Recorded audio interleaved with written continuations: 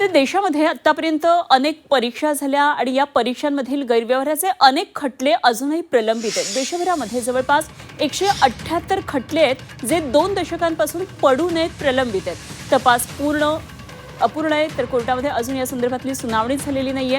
काही ठिकाणी तपास पूर्ण आहे मात्र सुनावणी झालेली नाहीये। सीबीआय आता हायकोर्टाचे दरवाजे त्यामुळे ठोठावणारे फास्ट ट्रॅक कोर्टामध्ये खटले वर्ग करण्याची मागणी करणार आहे। तर भरती परीक्षांमध्ये कथित गैरव्यवहार आहेत हे आणि संबंधित सीबीआयना आता तपास पूर्ण होऊन सुद्धा देशभरातल्या विविध कोर्टात सुमारे 158 खटल्यांची सुनावणी अजूनही सुरू झालेली नाहीये। तर यातले काही प्रकरणं ही 2 दशकांपासून अधिक काळ प्रलंबित सुद्धा आहेत आणि या पार्श्वभूमीवर सीबीआयनं प्रलंबित खटले हे फास्ट ट्रॅक कोर्टात वर्ग करण्यासाठी सर्व हायकोर्टांशी संपर्क साधण्याचा निर्णय घेतलेला आहे।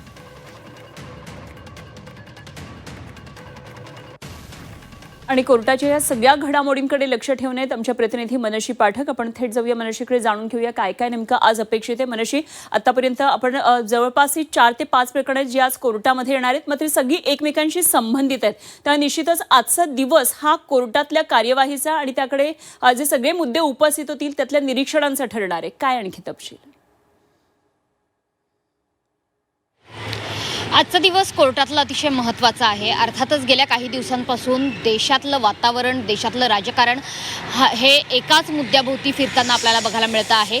नीट पेपर फुटीपासून सुरू झालेलं हे प्रकरण जंतर मंतरवरच्या आंदोलनानंतर तिथे झालेल्या लाठीचार्ज नंतर सुद्धा आता चर्चेत आहे। सगळ्यात पहिली गोष्ट म्हणजे नीट पेपर फुटीचा जो तपासणीचा अहवाल आहे तो लवकरात लवकर 4 आठवड्यात सादर करा असे निर्देश देण्यात येत आहेत सीबीआयला।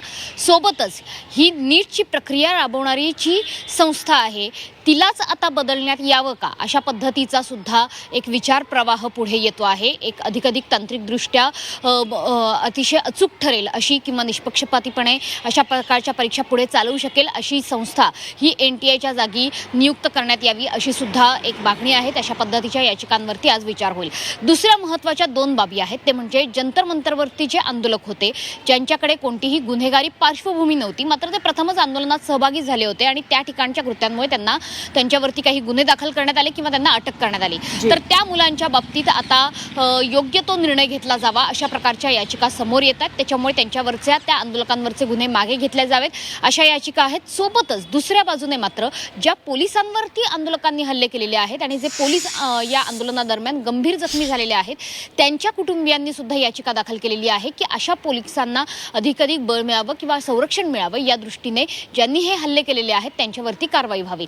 त्यामुळे या 2 महत्त्वाच्या याचिकांवरती देखील सुनावणी होईल। तिसरी महत्त्वाची बाब म्हणजे पेलेट गन।